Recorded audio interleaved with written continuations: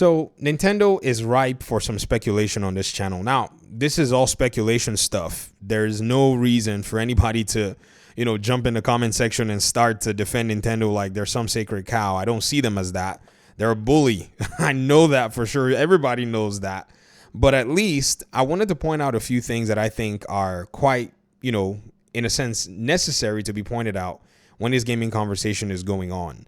I remember when we started talking, first of all, about the Xbox and PlayStation dynamic. It was hard for people to fathom that we would get to the point where we realize that Xbox has pretty much cleaned PlayStation's clock. Like, I hope many of you realize that PlayStation can money hat from now till the end of this console generation. It won't phase Xbox at all, seeing that they're going to have the highest selling game on PlayStation annually. That by itself is a huge statement. And then also seeing third-party developers move away, it's eroded one of PlayStation's pillars. In this particular speculatory video that I'm going to be, working my way through, I want to look at some data. We know that Nintendo has crazy software sales. In fact, when we looked at that list, I don't know who put together this list and see just the sales from Mario Kart, Animal Crossing, Super Smash compared to, say, Horizon and all of the above, we realize that, man, there are a lot of sales on just the Nintendo platform itself. However, there's something about the Nintendo platform that you have to actually take into account that PlayStation doesn't have, and you have to be fair to PlayStation in this category, which is third-party push and pull. The force of third-party competitors constantly tugging at your potential sales. What I mean by that is the Switch is not a console that can support a lot of these kinds of games. However, PlayStation and Xbox are consoles that are basically gaming PCs at this point. Never would I imagine my first gaming PC that I built used an RX 480 GPU. That's the numerical system. Now, Radeon GPUs are in the thousands. You know what I mean? So 480, the 6700 is what's in the PlayStation 5, right? And so the conversation is that, maybe the PS5 Pro might be the 6800 in terms of that numerical stance. So the hardware difference is insane. It's a PC that's locked down in a custom box for the most part. And that can support a wider variety of games, thereby bringing in every Tom, Dick, and Harry into the PlayStation ecosystem to compete for the attention of their gamers. By just sheer reason of hardware capability, Nintendo is excluded from a lot of pipelines in terms of development. Companies like Ubisoft, who more than likely neglect and even not remember that they need to make a Switch port until probably years later, EA, and all of the other names out there, they will, for the most part, not bring a lot of their games. Now, some of their games that are the heaviest hitters, they've taken the time to, optimize and ensure that those games can run on the Switch. But by and large, those games don't create too much of a stress for the Nintendo platform. So yes, with that in mind, you can relate to how Animal Crossing will smoke pretty much everything on PlayStation's list. Why? Because God of War, even though it was a wonderful game, I remember there was an article that I saw, and I may be wrong, but I remember seeing that Cory Barlog at one point did not want to touch the same release window as a Call of Duty game. I think in 2018, it may have been a Black Ops game that came out. I can't remember, but he said, I don't want to have the same release window as a Call of Duty game. That's just a simple game that by itself can stress any video game out here. The Switch 2, on the other hand, is a console, or I guess a handheld, whereby we know Nintendo is probably want to go ahead and, engage in some more innovation. It was innovation that got Nintendo here. They basically broke the paradigm of what a console should be and went with a handheld console hybrid, which just set them apart and blazed them way ahead of everybody else in terms of the hardware sales. However, the hardware market post 2020 is different. Everybody sat home long enough and wanted different things with their hardware. And PlayStation and Xbox came with promises, Nvidia came with promises, AMD came with promises, and we've seen at the end of the day that the console can never keep up with the new hardware capabilities and the possibilities out there. So the Switch 2, in my opinion, its best bet is to be more of a light enhancement to the Nintendo Switch that still keeps a lot of the third-party publishers at bay, where many of them are still not too interested in doing too much of the extra work to port these games to the Nintendo Switch. Because if the Nintendo Switch is anything close to the PS4, it's going to attract everybody.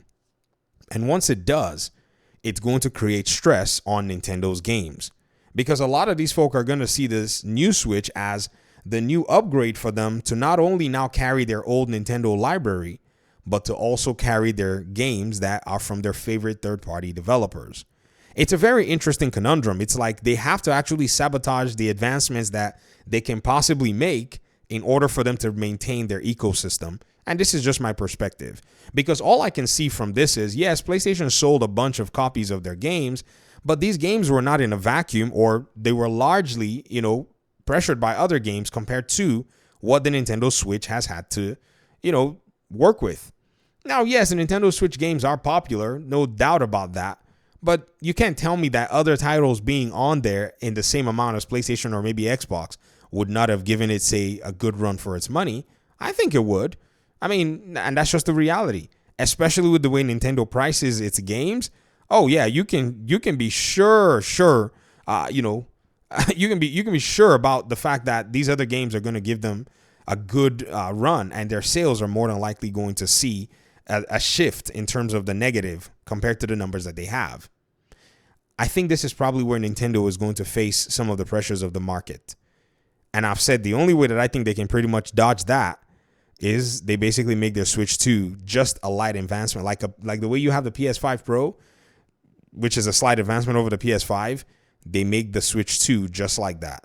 Backward compatible, gives their existing games a little bit in terms of enhancement, maybe like, shader rendering and some little features, but will still require a lot of developers who already make these big, vibrant looking games on Xbox and PlayStation to do a lot of hard work to get the Switch version in. That's where I see the Nintendo Switch 2 thriving, and Nintendo continue to maintain this level of, I would say, enjoyment that they're in at the moment. Without that, it's going to be a very different Nintendo. And, one thing a lot of people usually point with Nintendo is, they're doing their own thing and all of the above. But you got to remember, their ecosystem is one that also supports any third party that wants to come in and do a good job. It's just that a lot of the third parties at the moment are not taking that many risks. And then another thing too is a lot of third party folk, they see the cost of getting to the Switch as, for the most part, something that, they have to think about carefully. And so this is where I think Nintendo can maintain a very strong position over its hardware. There is another side to Nintendo that also allows for them to stay very competitive, and that's development costs. But their development costs are not going to be too unique, seeing as the kinds of games that run on the Nintendo Switch will more than likely be cheap to make. So again, if you bring in a lot of these third-party folk who already can make these big games in, a good amount of time, the smaller games for them are not necessarily going to be too bad. I think that's probably where they're going to be able to have those 2-year windows, like Prince of Persia and all of those other games that, should be on the Switch. That's where they should be competing on, right? A lot of those games, probably can then start making their way in, but they're very expensive to make for, a lot of Western developers, and the way Western developers, prioritize the way they pay. In Japan, a lot of that is a lot less expensive in terms of the cost to make these games. And then you can already tell that Nintendo is probably not, spending too much to get their games out. They're pretty much bearing down on things like mechanics. They're pretty much bearing down on things like, keeping the core audience happy. And so these are the things that really do highlight, them. But I think once developers realize, and if the Switch 2 can support their games, they're going to come really heavy. And it's going to put some stress on Nintendo in that regard. Now, does this mean it's going to unravel Nintendo? No. It's just a stress factor that's going to allow for Nintendo to think differently about how it conducts business. Now, how, that translates over years is going to be very interesting, of which I still think Nintendo was not immune from bringing its games to PC and finding another audience base that wants to play its games. It already has, for the most part, pushed away a lot of the emulators, and so again, it doesn't really have a rival in that regard. So it can easily bring its games there, bring a Nintendo store online, and or to the web where people on PC can just exclusively get their games. They won't come on Steam. They can maintain 100% of their profits at the end of the day. I think people will buy them. But again, that's a far reach. And like I said, this is a speculative video.